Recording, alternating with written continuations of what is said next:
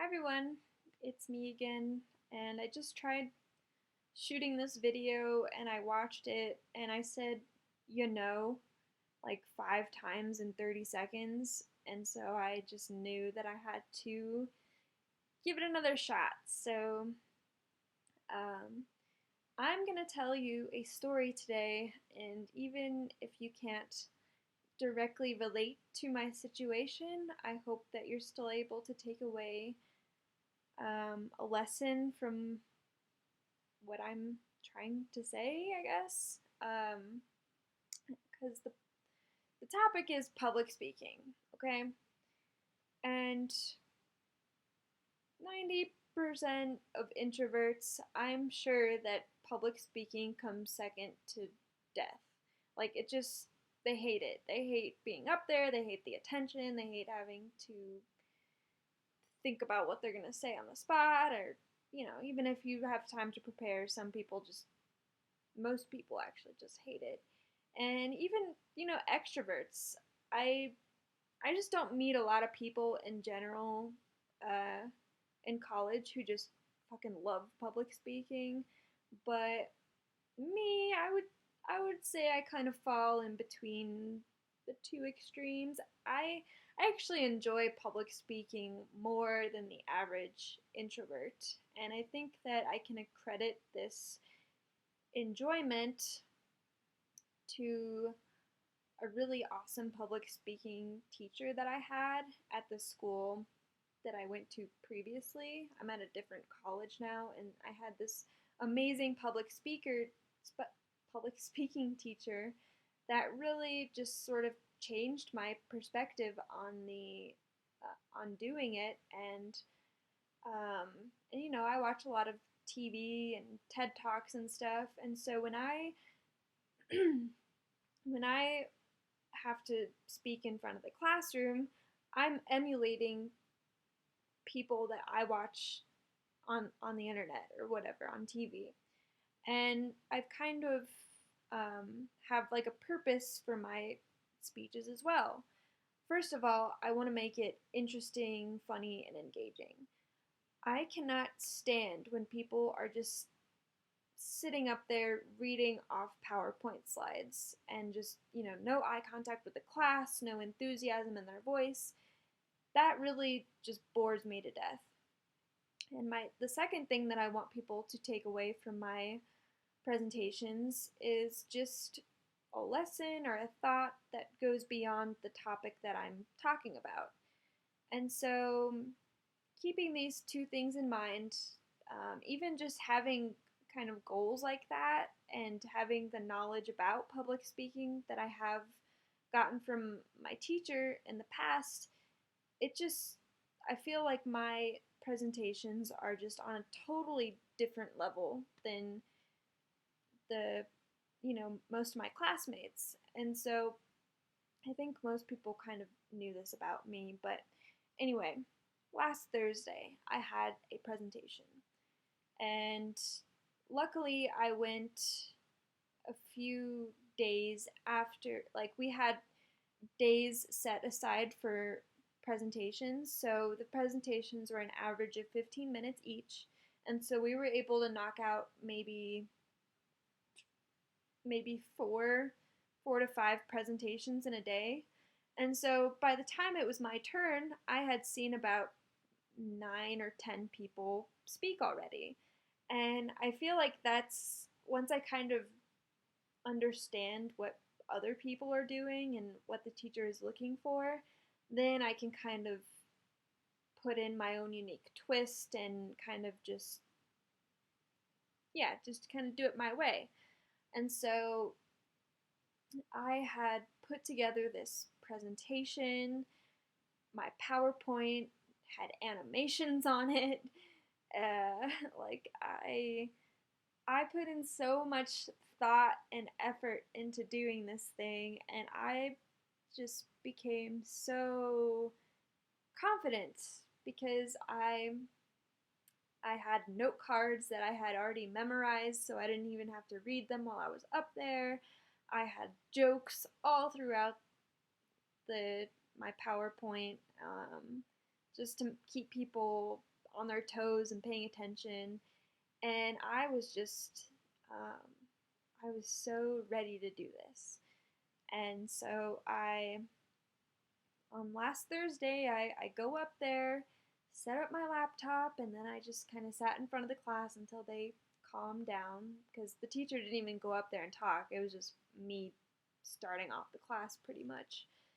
And so I had my friend's clicker that I was borrowing, and so it begins. And you know, the anticipation is always worse than actually doing it. And so while I was actually doing it, I'm like, oh, this isn't so bad. And it was kind of just like an out of body experience. Like I was just zipping through this thing because I only had 15 minutes and I had all these ideas that I wanted to tell people. And so I was just, going along. I was saying everything that I wanted to say with each slide, and I was just going. And so it nears the end, and I say, all right, well, now I'm going to turn it over to you guys. Any questions or comments?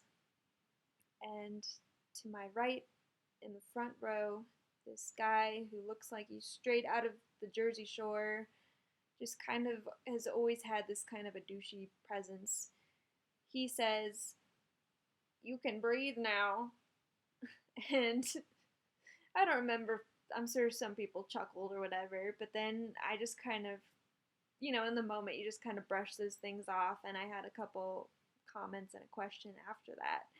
But I sat down, and then um, my friends, my two friends in that class, they sit on each side of me, and they're both like, "Oh, yeah, you did good." Like, when you can just tell when somebody's giving you like a fake compliment? Like, you heard them give genuine compliments to other people about their presentations, and then when it comes to yours, they're just like, you can just tell that they're bullshitting you. And so after a couple people went, I turned to my friend Jeff and I say, like, was I talking too fast? And he said, "Oh my gosh, you just kept going, and like I wanted you to pause and take a breath so badly, and but you were prepared, and it was well thought out." And it's just like, fuck, you know. I didn't know whether to be more offended by the fact that I had just completely screwed it up and they were giving me compliments, or I don't know. But after he kind of said that to me, you just kind of get that sunken feeling in your chest, and you just the way that I kind of think of it is that I I'm addicted to confidence almost as if it was a drug. Like when I'm confident, it's like the only way that I can tune out other people's opinions and value my own thoughts over theirs. It's so, I don't know, it's just so amazing to feel confident in yourself like that. And then you're kind of not really preparing for anything negative that can happen. And so when things don't go your way, it's almost as if you just crash. And that's exactly what happened to me after that presentation. My confidence was up here. Afterwards, it was kind of here. And then, of course, a day later, you're just kind of reliving that moment. And my confidence was way down here. And you just feel disappointed in yourself. You feel like a failure.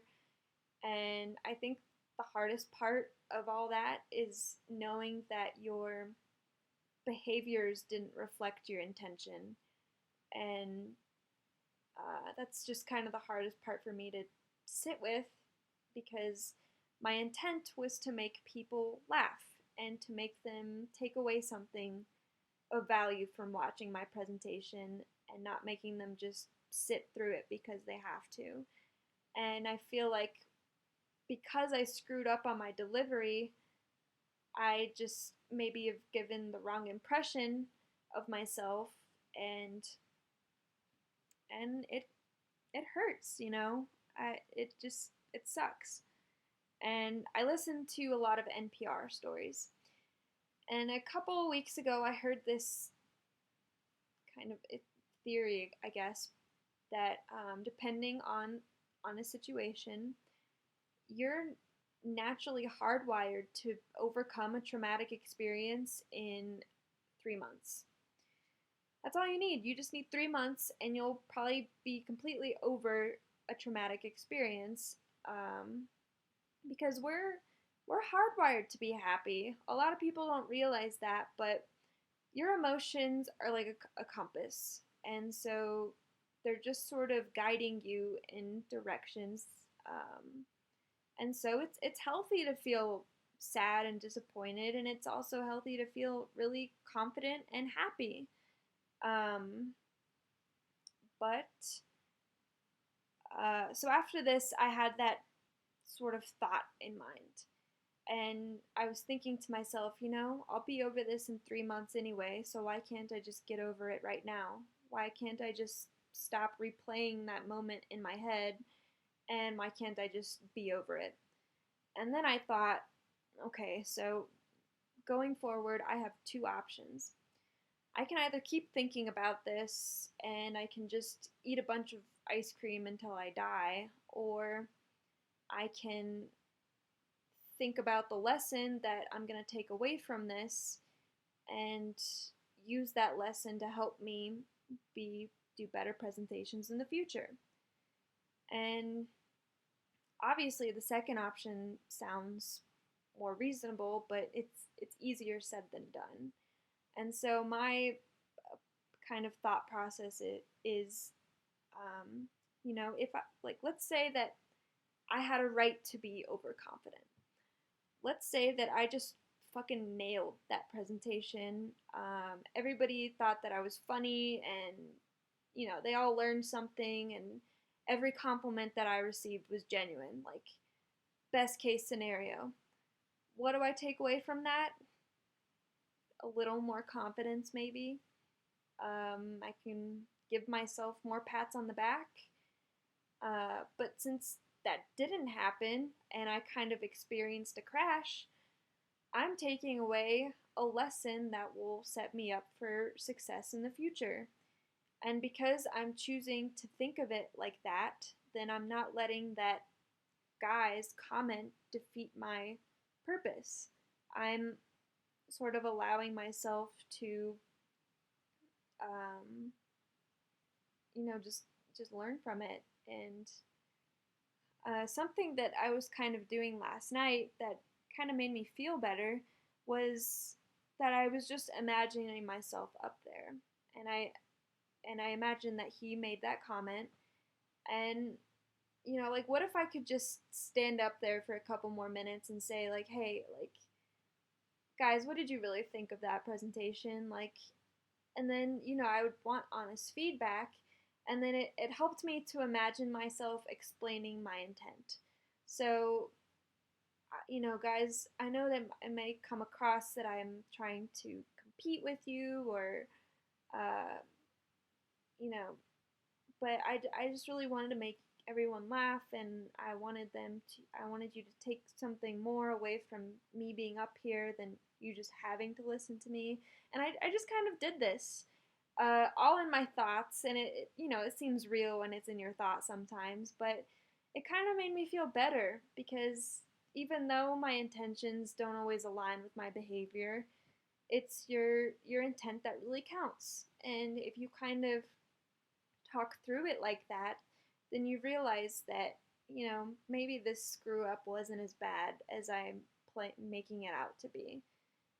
Maybe I should give myself credit for trying to be different and doing something that I think is amazing, um, and so, you know, you really can't beat the person that doesn't give up, and so I don't think that I'm ready to give up yet, and I feel better knowing that I'm able to take a difficult situation, and really allow that hard lesson to make me a better person in the future than to take a difficult situation, let it defeat me, and then be disappointed um, just from then on. And so, even if you don't like public speaking and you can't relate to that, I'm sure that you're all going through your own unique problems, and so maybe it'll help you to think of it